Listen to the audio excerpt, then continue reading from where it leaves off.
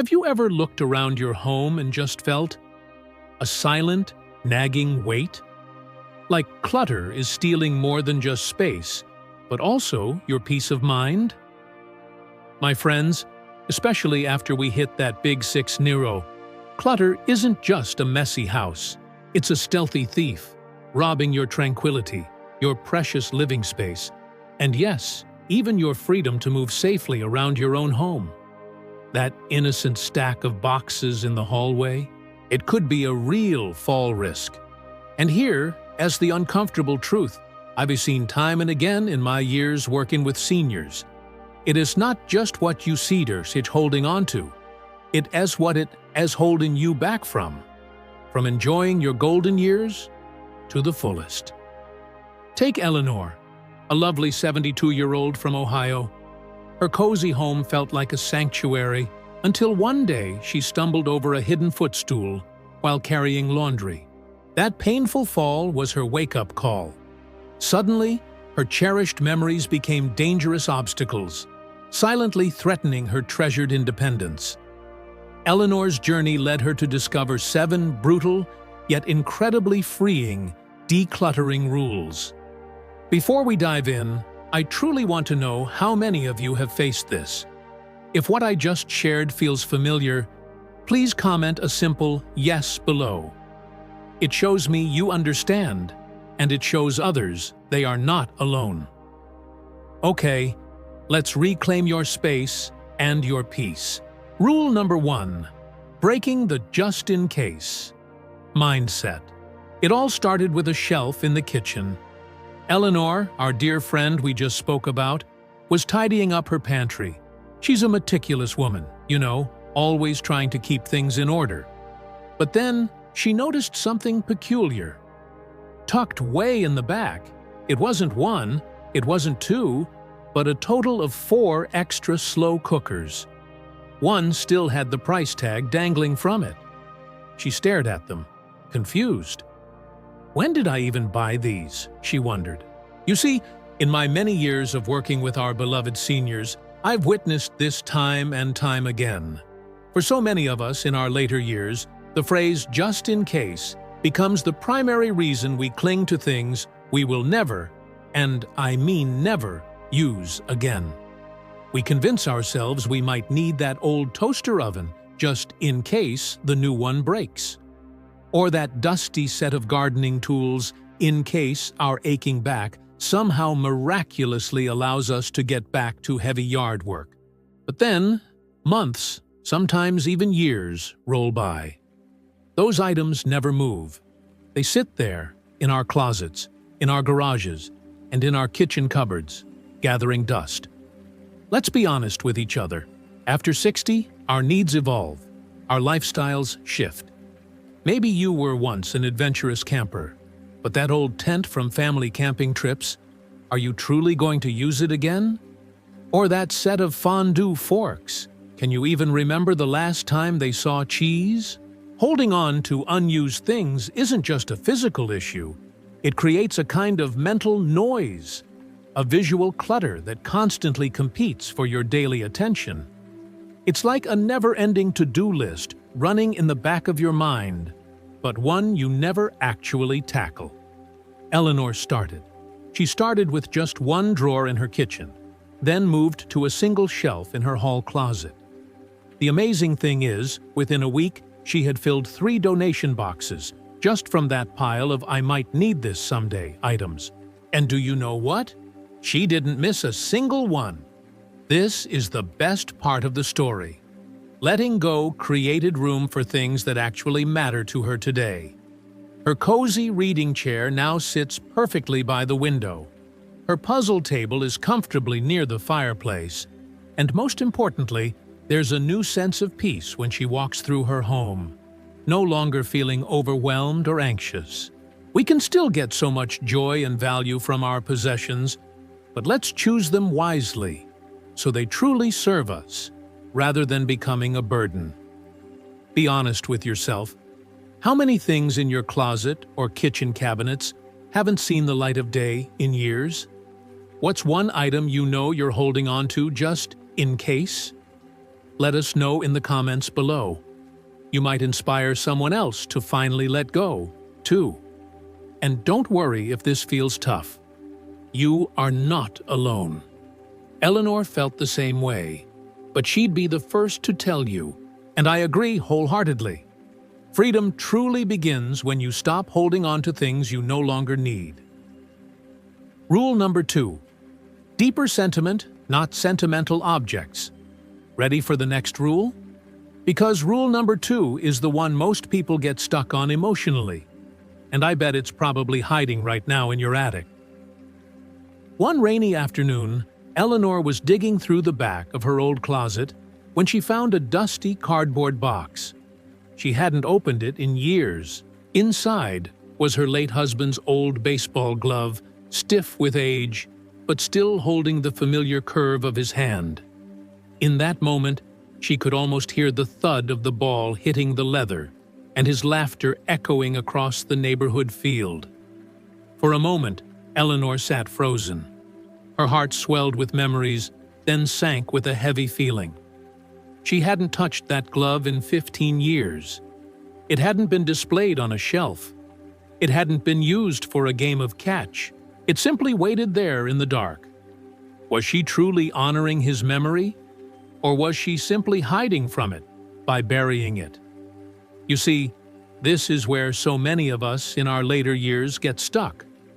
We often confuse the emotional value of a person with the practical value of an object. We think, if I let go of this object, I'm letting go of the person or that precious moment. Eleanor had ticket stubs from a concert in 1974, faded birthday cards, and a worn apron from her mother-in-law. Oh, sweet memories. Nobody would deny that. But you know what? They had become clutter, pushing out her present-day peace. Psychological studies have indicated that holding on to excessive sentimental items can actually hinder the grieving process and even contribute to feelings of anxiety and depression. When we become overly focused on physical objects from the past, we inadvertently prevent ourselves from fully engaging with the present and creating new memories. We're not saying throw away your memories callously. Absolutely not. We're saying honor them in a way that doesn't weigh down your present. Keep what truly moves your heart, what you can look at, touch, and genuinely enjoy. But if an item has been in a sealed box for over a decade, and you never take it out, never even think about it, perhaps it's time to let it go with love and gratitude. Letting go isn't forgetting. It's making space in your life and in your mind for who you are now, for the new memories waiting to be made. Have you held on to something purely out of sentiment? What is it, and what memory does it carry? Share it in the comments. Sometimes, writing it out is the first step toward healing and moving forward. Rule number 3. Clear the hazards. Open pathways for a safe life. Eleanor used to keep a small footstool near the hallway, right where the light didn't quite reach clearly. It was her just-in-case seat, something she could lean on while slipping on her shoes. It had been there for years and years. She never thought twice about it, never considered it a problem, until the night she took a terrible fall. She was heading to the kitchen during a power outage, her flashlight flickering weakly. One misstep, one soft but dangerous edge in the dark, and down she went. The result? A fractured wrist, a bruised hip, and 6 painful weeks of physical therapy. That footstool, you see, isn't just simple clutter. It had become a hazard, hiding in plain sight. This is the hard truth I've witnessed in my many years in this profession. As we get older, our homes don't just feel smaller. They actually can become riskier. What once felt cozy and familiar, those beloved items we've had around for so long, can now be full of silent dangers. Yet, so many older adults overlook one of the most important safety rules. Keep your walkways clear, especially your exits. They started small, removing the dangerous footstool, rolling up the tripping hazard of a throw rug, and moving the bookshelf back a few inches to create more space. Then came other simple yet effective changes, like installing brighter light bulbs, adding nightlights in strategic spots, and installing handrails in necessary areas. These simple upgrades didn't change the cozy, familiar feel of her home, but they completely transformed its safety. And that made Eleanor feel something she hadn't felt in a long time: confidence. She could move freely again. She felt lighter, more in control of her life in her own home. Here's your moment of truth. Have you done a safety walkthrough of your home recently? I implore you, go through your hallways, your exits, and your staircases today. Not tomorrow, today. Use your phone's flashlight, or, even better, ask a friend or family member to walk with you and point out the tripping hazards that you might have become accustomed to and overlook. You might be surprised at what you find. Have you done a safety check recently? Or do you think your home might have a hidden danger you haven't recognized? Share it in the comments below. Your story might help someone else catch a risk before it becomes an emergency, saving them from a painful fall and the loss of their independence. Rule number 4. Your home, reflecting who you are now, not who you were then. Eleanor never thought twice about those boxes in her closet. Those boxes were filled with old office supplies: pens, paper clips, sticky notes, dusty old folders. These were things she had accumulated over decades working as a secretary before retiring 12 years ago. A red stapler she loved, a planner from a project long forgotten, boxes of binder clips that never saw the light of day anymore. But here's the crucial point. Those boxes weren't just filled with office supplies. They were filled with her past. A past that had already moved on, that had served its purpose. For years, Eleanor kept them because she felt a part of her still belonged to that time. Her work life, her steady routines, the importance she had once felt in those small but necessary tasks. She kept them out of nostalgia, out of habit, because they were a part of her. But most of all, it was because she didn't quite know who she was now without them, without those physical tokens of Eleanor, the secretary. You see, this is a truth that many of us, as we get older, often overlook. Your home, my friends, should reflect who you are today, not just who you were yesterday. Think about it. How many of us do this? We look around our homes and we see the remnants of who we used to be, rather than who we are becoming. Perhaps it's old fitness gear you haven't touched in years, or unopened kitchen gadgets from when you thought you'd love cooking like a gourmet chef, or books and supplies from a time when you thought you'd be a painter, a world traveler, or a master gardener. Yet, life took you down a different road. This is the reality. Holding on to things that don't serve your present life keeps you anchored in the so. She made the brave decision to clear them out. One by one, she sorted through each box. She asked herself a simple yet powerful question. Is this part of my current life? The answer was often no. The stapler, the pens, the folders, all were things that belonged to a different time. A time she had celebrated, experienced, and left behind. What Eleanor learned, and what you too can learn, is this. Let your space reflect the life you're living now. If something no longer serves a purpose, whether it's a physical item or an old memory, then it's time to let it go. And the most wonderful part? When you clear that clutter, you don't just create physical space. Now, here's the golden question for you. Is your home a museum of your past or a sanctuary for your present? Think about that honestly. What do you truly need in your space to serve your life right now? It's time to let go of what no longer serves you and make space for the person you are becoming. You deserve it. Rule number 5. Tiny wins add up. Start small, build big momentum. Eleanor felt the immense weight of the task ahead of her. It was truly heavy. Every corner of her home seemed to be filled with clutter. Bookshelves overflowing, drawers crammed with old receipts, cabinets jammed with kitchen gadgets she'd forgotten even existed. At first, she felt utterly overwhelmed. Eleanor thought, "Where do I even begin? This is just too much." She felt paralyzed by the sheer volume of things that needed to be sorted, decluttered, and donated. She would look at her living room and think, "This is simply too much.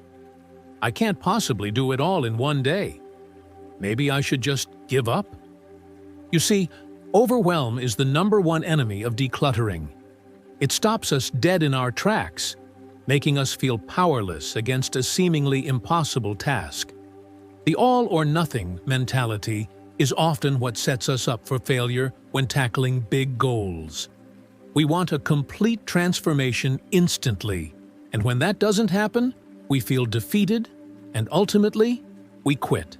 This feeling of being overwhelmed isn't just a fleeting emotion. It creates constant mental stress, making it hard to focus on other important things and to simply enjoy your daily life in your own home. You might feel tired just thinking about it. But then she remembered something her daughter said during their last visit. "Mom, just start small, just 15 minutes a day." At first, Eleanor dismissed it. 15 minutes? What good could that possibly do, she thought. But desperation made her willing to try anything. And so she did. Here's the secret. You don't have to declutter your entire home in one go. It's all about making small, consistent progress. 15 minutes a day? That's all it takes to build momentum. Now, Eleanor no longer feels overwhelmed by the thought of decluttering. She knows it's all about focusing on one small area at a time. It might be a drawer, a shelf, or a cabinet. But no matter how small, it counts.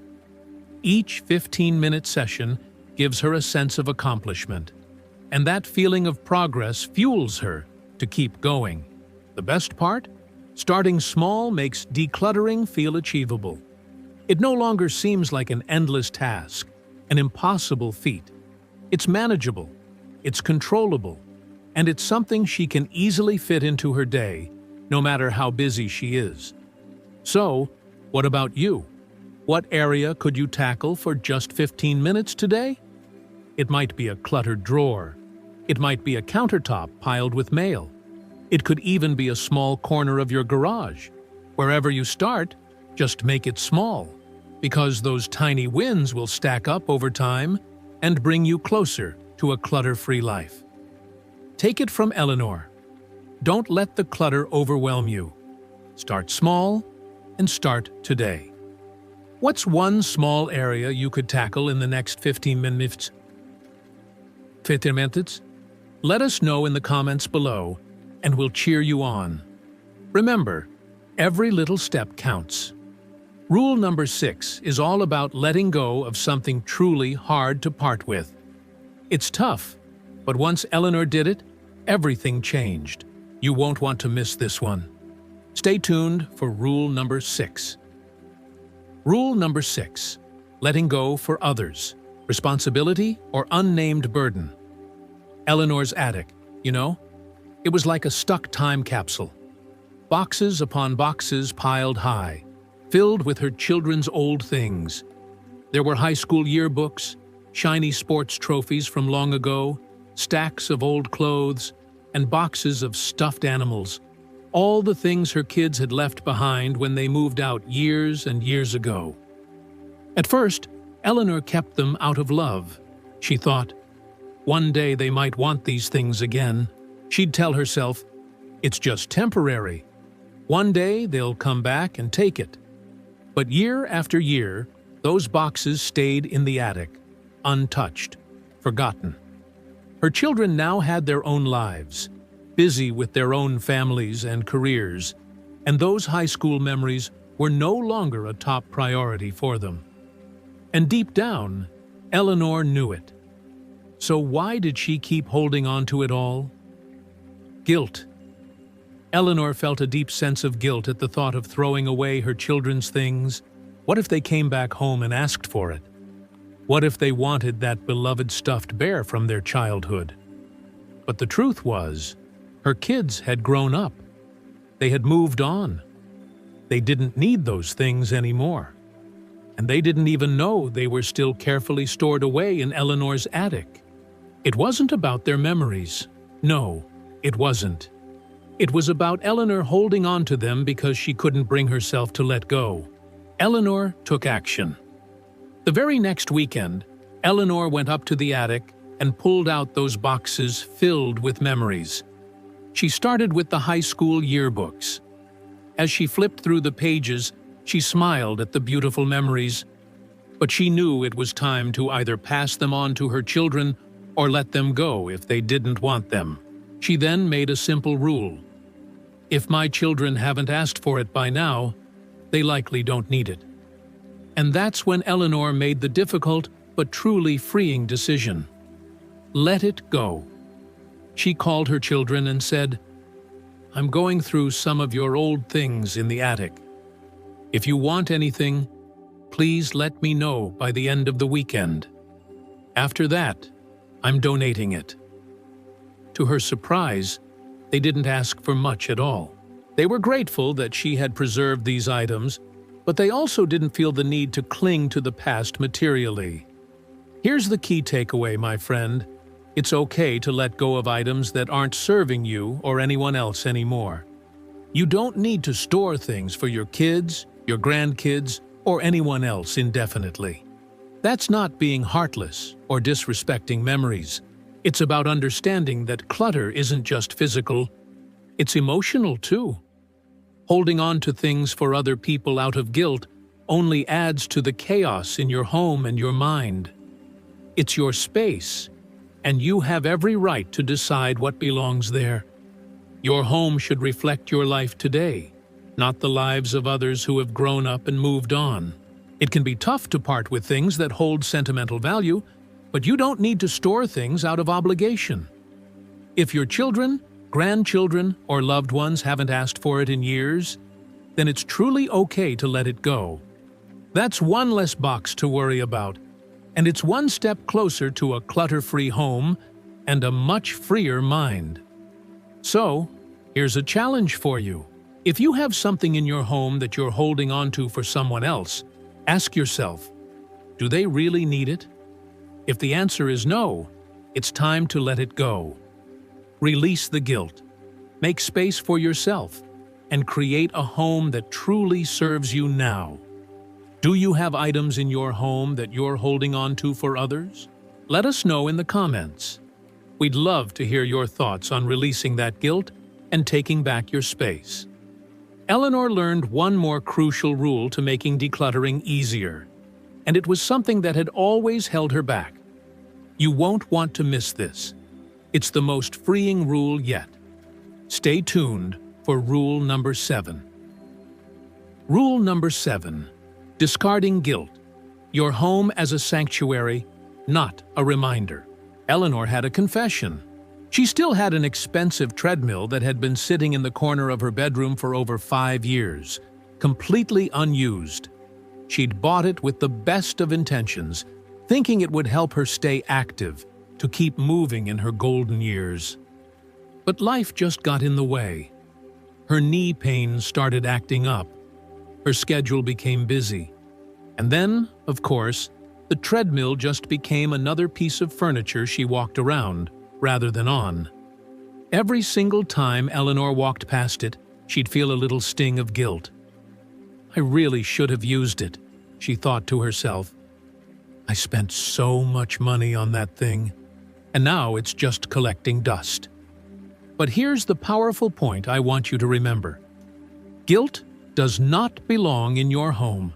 It doesn't matter how much money you spent on that item or what promises you made to yourself when you bought it. It's not about the physical object itself. It's about the emotion it's creating in your life. right now. That treadmill wasn't just taking up precious physical space, it was taking up mental space, too. Every time Eleanor passed it, she'd feel like she hadn't lived up to her own expectations, like a constant reminder of a personal failure. And it wasn't the only thing. There was that unopened sewing kit, another thoughtful gift she'd received from a friend who was passionate about crafting. She felt guilty for not using it. After all, the kit was truly thoughtful, and maybe one day she'd get into sewing. But not today. Not at 72. Eleanor learned a powerful lesson in releasing guilt, and it fundamentally changed the way she looked at her home and her life. It wasn't about the treadmill or the sewing kit or any of the specific items that weren't serving her. It was about taking ownership of her space and choosing peace over unnecessary pressure. Is there something in your home that makes you feel guilty every time you see it? Tell us about it in the comments. And don't forget to share how you plan to let it go. But the way Eleanor handled this next part is something every senior needs to hear. Stay tuned for the final tip that will truly change your life. As we wrap up our time together, we've explored 7 critical, life-changing rules that can truly transform our golden years. But knowledge, my friends, is only truly powerful when we put it into action. So now, I have one very important question for you, one that comes from my heart to yours. What is the one commitment you are making to yourself after watching this video? It could be as simple as, I will tackle that one junk drawer today, or I will finally sort those old photos, or even, I will clear that tripping hazard by my front door. Please share your personal commitment in the comments below. Let's inspire each other to take that powerful first step, no matter how small it seems. And if you found real value and genuine inspiration in our time together today, please show your support by giving this video a hearty like. To ensure you continue on this incredibly important journey with us and never miss another video full of practical advice and life-changing wisdom, go ahead and hit that subscribe button. It's more than just subscribing. It's truly joining a caring community dedicated to living our absolute best lives together. Finally, take a moment. Think of just one person in your life who truly needs to hear this message today. Someone who might be struggling with clutter or simply needs a little nudge towards more peace and freedom. Please share this video with them. You might just plant the seed that changes their life for the better. Thank you so much for watching, my dear friends. Stay healthy, stay wise, and I'll see you in the next video, ready to continue building a life full of joy and purpose.